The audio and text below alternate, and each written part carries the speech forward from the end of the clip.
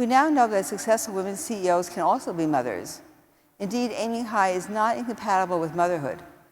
Some powerful mom CEOs are also some of the most powerful women in the country. They lead a number of America's largest companies with interests that range from banking and finance to retail and consumer goods to international mining and chemical manufacturing. Mom CEOs are also demolishing the belief that powerful working women can't have big families on top of their challenging jobs. The CEOs of JP Morgan Asset Management and DuPont each have 3. These high-level moms are shattering myths about what it means to be a top executive and a mother, yet their stories are all but unknown. We hear almost nothing about these women. Their stories do not make banner headlines, but they should. Importantly, in the absence of such counter-stereotypical stories, harmful, out-of-date gender beliefs go unchallenged. In particular, we now have empirical evidence that women in the workplace are penalized for being mothers, while men are rewarded for being fathers. Mothers are seen as less competent and committed to the paid work than non-mothers, and consequently are discriminated against when hiring and salary decisions are made. But fathers experience no such discrimination. Today, a new narrative is taking root. We're now told that women have made it. The glass ceiling has been shattered. The sky's the limit. Women are the richer sex.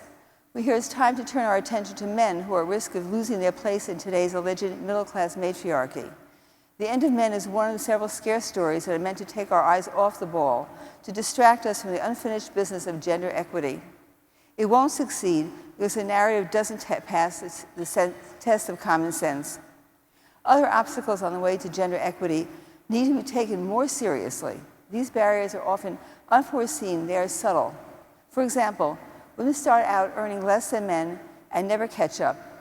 Women and men are told to take risks, but if those risks fail to pan out, women, but not men, pay a heavy price. Women need a longer, stronger track record than men because they're being judged on what they've actually done. For promising men, research shows potential is enough to win the day. Women are under-sponsored and over-mentored relative to men. All mentoring is not equal. There's a special kind of mentoring relationship, sponsorship, in which the mentor goes beyond giving advice and uses his or her influence with senior executives to advocate for the mentee.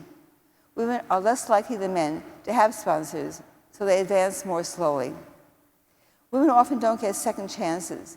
In male-dominated fields, women in high positions who slip up suffer harsher penalties than men. And in mixed-sex work groups, women are less likely than men to get credit for their contributions. Research has uncovered many of these obstacles and has provided us with much of the ammunition we need to take them on. But as we've seen, research alone is not up to the task. It's necessary but not sufficient. To make progress, we have to stop looking to women to fix the problem.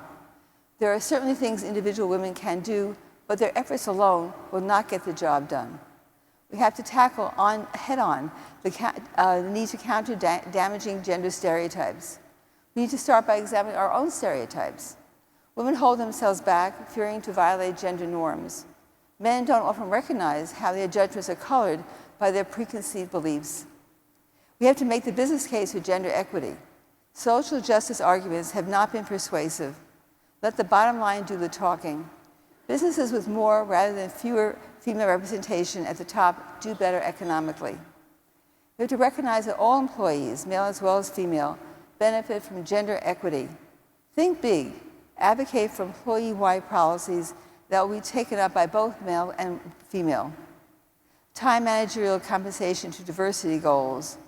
Promote programs that have safety net provisions necessary for all employees to manage their work and family demands.